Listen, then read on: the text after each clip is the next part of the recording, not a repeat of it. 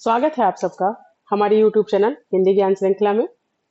जैसा कि आप जानते हैं कि इस समय हम लोग भक्ति काल जो निर्गुण भक्ति धारा है उसके अंतर्गत संत काव्य के बाद अब हम लोग सूफी काव्य पे विशेष रूप से चर्चा कर रहे हैं।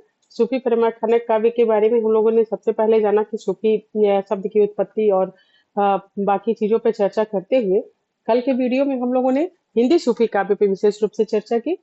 सूफी काव्य की प्रवृत्तियों हिंदी सूफी काव्य की प्रवृत्ति और प्रमुख जो उसके सूफी कवि हैं और उनकी रचनाओं के बारे में विशेष रूप से जाना। अब आज के इस सेशन में हम लोग मुख्य रूप से पद्मावत के महाकाव्यकार जो है मलिक मोहम्मद जायसी, जिनको प्रेमाख्यानक काव्यधारा का प्रमुख कवि भी मानते हैं, उन पर विशेष रूप से चर्चा करेंगे।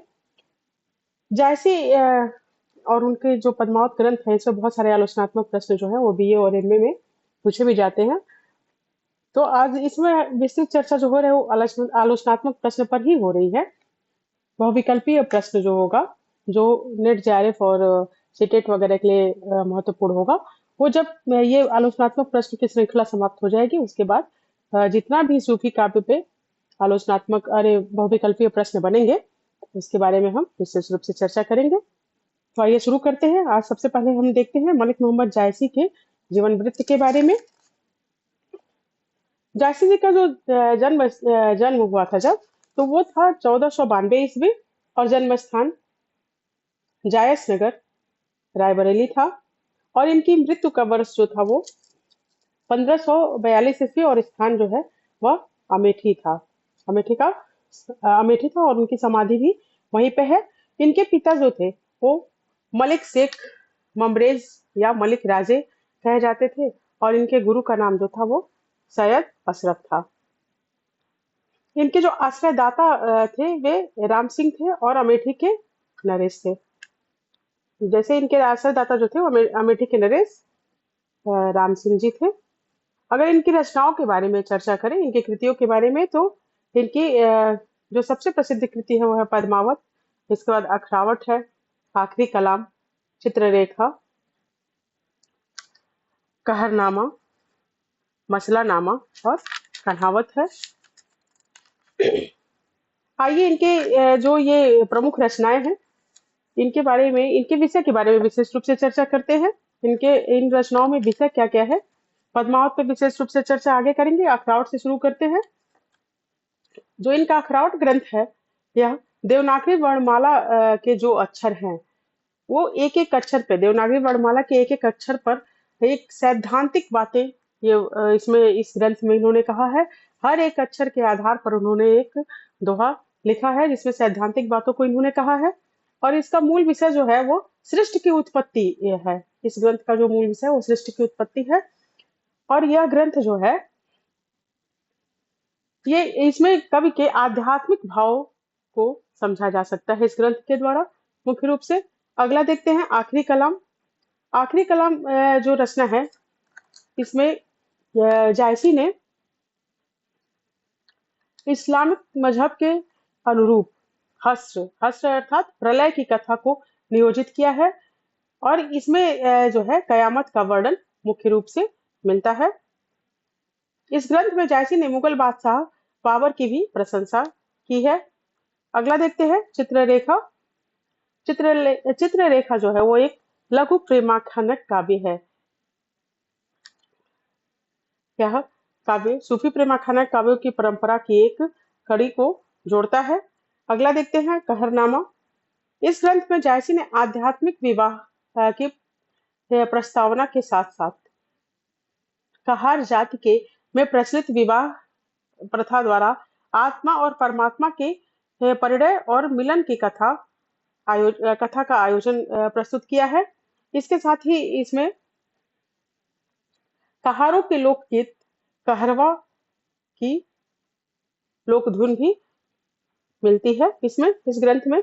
अगला देखते हैं मसलानामा। इस कृति में जायसी ने ईश्वरीय भक्ति एवं प्रेम निवेदन का चित्रण किया है। और लास्ट में देखते हैं कन्हावत। कन्हावत में इन्होंने कृष्ण कथा का मुख्य रूप से वर्णन किया है। कन्हावत ग्रंथ में जायसी ने कृष्ण कथा का मुख्य रूप से वर्णन किया है। अब देखते हैं, अब पद्मावती के इनका जो मुख्य ग्रंथ है, जो महाकाव्य है, जिसे हिंदी साहित्य का एक प्रमुख महाकाव्य भी मानते हैं, अब उसके बारे में विशेष रूप से चर्चा करते हैं। देखिए, जो ये पद्मावत है इनका, इसका जो रचना काल है वह 1500 ईस्वी माना जाता है, और इसकी भाषा अवधी है। हिंदी का प्रमुख महाकाव्य भी इसे माना जाता है, और इसकी कथा वस्तु के बारे में अगर चर्चा करें तो इसके कथा वस्तु का जो पूर्वार्ध है वह कल्पित है, और उत्तरार्ध जो है वो ऐतिहासिक माना जाता है।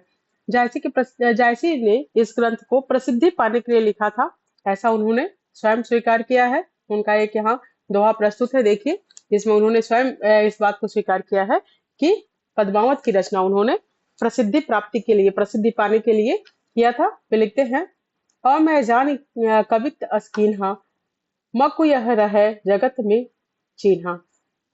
मतलब जगत में ख्याति प्राप्त करने के लिए उन्होंने इस ग्रंथ की रचना की थी। अगर इस संबंध में डॉक्टर रामस्वरूप चतुर्वेदी की बात करें तो इन्होंने हिंदी साहित्य और संवेदना शीर्षक ग्रंथ में पद्मावत को हिंदी का प्रथम बड़ा महाकाव्य माना है। और पद्मावती की कथा जो है वह चित्तौड़गढ़ के शासक रत्नसेन और सिंघल देश की राजा गंधर्वसेन और रानी चंपावती की राजकन्या पद्मावती की प्रेम कहानी पर आधारित है। इसमें अलाउद्दीन खिलजी द्वारा चित्तौड़ पर आक्रमण और विजय की ऐतिहासिक घटना भी वर्णित है। अब देखते हैं आगे, पद्मावत की रचना काल के संदर्भ में निर्देशित करते हुए जायसी ने स्वयं लिखा है, सन 927 आहा, कथा आरंभ वैन कवि कहा, आदि अंत जस कथा है, लिख भाखा चौपाई कहे। पद्मावत महाकाव्य जो है वो 57 खंडों में उपसंहार को लेकर के अगर देखें तो 58 खंड में विभक्त है। मसनवी पद्धति प्रयुक्त होने के कारण पद्मावत में सर्ग के स्थान पर खंड शीर्षक का प्रयोग किया जाता है। अगर देखें तो पद्मावत का जो पूर्वार्ध है वह मैंने पहले भी बताया कि काल्पनिक है, और उत्तरार्ध जो है वह ऐतिहासिक है। जायसी ने पद्मावत का मूल ढांचा अपभ्रंश भाषा के कवि स्वयंभूकृत पौम शरीफ से लिया है। जायसी ने पद्मावत के 12 मासे का वर्णन आषाढ़ महीने से प्रारंभ किया था, और पद्मावत का जो अंगी रस अगर देखें तो वो श्रृंगार है, किंतु इसका अंत जो होता है वह शांत रस में होता है। पद्मावत में प्रकृति का जो प्रतीकात्मक उपयोग विशेष रूप से किया गया है, इसके कारण इसको प्रतीकात्मक काव्य भी कहा जाता है। जायसी का प्रिय अलंकार जो अगर देखें तो वो हेतुत्प्रेक्षा है, और पद्मावत को जायसी ने दोहा चौपाई छंद शैली में रचा है। इसमें इसमें जो है इन्होंने विशुद्ध ठेठ अवधी भाषा का प्रयोग किया है। और जायसी के पद्मावत के आरंभ में आला हजरत मोहम्मद और उनके चारों मित्रों साहेब वक्त, शेरशाह सूरी और सामयिक गुरु एवं पीरों की वंदना की गई है। आचार्य शुक्ल के अनुसार पद्मावत की हस्तलिखित जो प्रतियां हैं वह उसमें जो है फारसी अक्षर मिलते हैं, मतलब वो फारसी भाषा में लिखित मिलते हैं, उसके अक्षर जो है फारसी में लिखे हुए हैं। अब देखते हैं कि अन्योक्त या प्रतीकात्मक दृष्टि से पद्मावत की जो ये तुलना की जा रही है की जाती है, वह जो है वो आधुनिक युग के महाकाव्य जयशंकर प्रसाद जी की कृति जो कामायनी है, कामायनी भी जैसा कि जब हम लोग आधुनिक युग में चलेंगे और आगे पढ़ेंगे तो ये देखेंगे छायावादी युग के जो प्रमुख कवि हैं जयशंकर प्रसाद जी की, उनकी महान कृति है रामायणी, और वो भी प्रतीकात्मक रूप में ही लिखी गई है। उसकी जो प्रलय की कथा है वो भी पूर्ण रूप से प्रतीकात्मक शैली में ही लिखी गई है। तो ये जो जैसे कि पद्मावत है उसकी तुलना जो है वह रामायणी से की गई है। अब देखते हैं कि पद्मावत में जो पात्र हैं उनके प्रतीकार्थ क्या है, क्या क्या प्रतीक उसमें प्रयोग किए गए हैं। देखिए, चित्तौड़ जो है वह शरीर का प्रतीक है, सिंघल द्वीप जो है वो हृदय का प्रतीक है, रत्नसेन मन का, पद्मावती बुद्धि, हृदय निवासिनी बुद्धि या श्रद्धा जिसे परमात्मा का प्रतीक भी मान सकते हैं है। नागमती जो है वो दुनिया या गोरख धंधा अथवा भोग विलास का प्रतीक है, सांसारिक भोग विलास का प्रतीक है नागमती। और हीरामन तोता जो है वह गुरु का प्रतीक है। राघव चेतन शैतान का, और अलाउद्दीन खिलजी जो है वो माया का प्रतीक है। ये थे मुख्य प्रतीक जो पद्मावत में प्रस्तुत हुए हैं। अब जानते हैं कि पद्मावत और उनके जो जायसी हैं, उनके महाकाव्य पद्मावत के संदर्भ में आलोचकों ने क्या अपने मत व्यक्त किए हैं। इस संदर्भ में अगर देखें तो आचार्य रामचंद्र शुक्ल कहते हैं कि नागमती वियोग खंड हिंदी साहित्य की अनुपम निधि है। कबीर ने केवल भिन्न प्रतीत होती हुई परोक्ष सत्ता की एकता का आभास दिया था। प्रत्यक्ष जीवन की एकता का दृश्य सामने रखने की आवश्यकता बनी थी, यह जायसी द्वारा पूरी हुई। यह विचार थे आचार्य रामचंद्र शुक्ल जी के। अब देखते हैं डॉक्टर कमल कुलश्रेष्ठ क्या कहते हैं पद्मावत के बारे में। कमल कुलश्रेष्ठ ने कहा है, पद्मावत में प्रेम की जो एक व्याख्या की गई है, उसमें जहां शरीर पक्ष की अवमानना कर सूक्ष्मता की ओर कवि की लेखनी चल देती है, वहां ऐसा प्रतीत होने लगता है मानो कवि हमें आध्यात्मिक प्रेम की झांकियां दे रहा हो। ये विचार थे कमल कुलश्रेष्ठ के। ये सारे विचार मैं आपको इसलिए बताती हूँ कि बहुत बार ऐसा होता है कि किसने इस विषय पे क्या कहा, ये आपको नेट जेआरएफ की परीक्षाओं में या जो हायर एजुकेशन की या सीटेट की परीक्षाएं होती हैं उसे विशेष रूप से पूछा जाता है। और इसके साथ ही ये जो सारे विचार हैं, अगर ये आलोचनात्मक प्रश्न में भी आप इसको प्रस्तुत करते हैं कि क्या परिभाषाओं के रूप में इसको, तो बहुत अच्छा आपका उत्तर हो जाएगा और अच्छे नंबर आपको मिलेंगे। तो ये हर दृष्टि से बहुत ही उपयोगी होता है, इसलिए मैं सबके विचार आपके सामने प्रस्तुत करती हूँ। आगे देखते हैं विजय देव नारायण शाही जी क्या बोलते हैं पद्मावत के बारे में।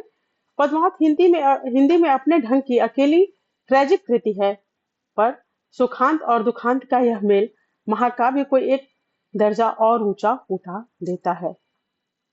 क्या है विजय देव नारायण जी की बातें।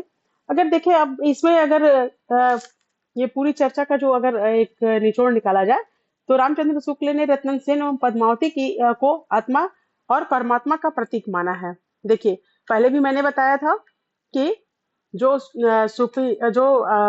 सूफी प्रेमाखाना काव्य है उसमें जो है वह परमात्मा का जो प्रतीक माना जाता है वह स्त्री को माना जाता है, और संत काव्य में परमात्मा का प्रतीक पुरुष को माना जाता है। इसमें देखिए रामचंद्र शुक्ल जी यही बात कर रहे हैं कि रत्नसेन एवं पद्मावती को आत्मा और परमात्मा का प्रतीक माना गया है।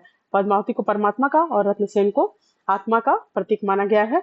पद्मावत में हीरामन तोता के द्वारा रानी पद्मावती के रूप वर्णन का जो प्रतिक्रिया स्वरूप राजा रत्नसेन उसकी प्राप्ति के लिए जो सब कुछ अपना राजपाट छोड़ करके आगे बढ़ जाते हैं और सारी जो उनकी जिम्मेदारियां थी उससे विमुख हो जाते हैं, उसको अगर देखा जाए तो आचार्य रामचंद्र शुक्ल इसको सिर्फ रूप प्रलोभन ही कहते हैं। इसमें उनको ये नहीं दिखाई देता है कि वो कहीं से भी परमात्मा की प्राप्ति के लिए निकलना है, क्योंकि परमात्मा की प्राप्ति तो सांसारिक जिम्मेदारी को निभाते हुए भी की जा सकती है। तो ये थे विचार जो थे आज जायसी पे विशेष रूप से जो चर्चा हुई। इसमें अगर आलोचनात्मक प्रश्न देखें तो आपका जायसी के जीवन वृत्ति और कृतित्व पे जो आलोचनात्मक प्रश्न बनते हैं उसमें आप इसको विशेष रूप से उपयोगी मान सकते हैं। और इसके साथ ही इस पे बहुत सारे बहुविकल्पीय प्रश्न बनेंगे जो ये जायसी पे विशेष रूप से चर्चा हो जाएगी जब, और सूफी काव्य पे फिर मैं जितने भी प्रश्न बनेंगे उसको आपके सामने प्रस्तुत करूंगी। आज का ये वीडियो मैं यही समाप्त करती हूँ। अगर कल के वीडियो में देखें तो कल नागमती के वीर्य वर्णन पे विशेष रूप से चर्चा होगी। चलिए फिर देखते हैं। अगर आपको मेरा वीडियो ये अच्छा लगे तो चैनल को सब्सक्राइब कीजिए। धन्यवाद।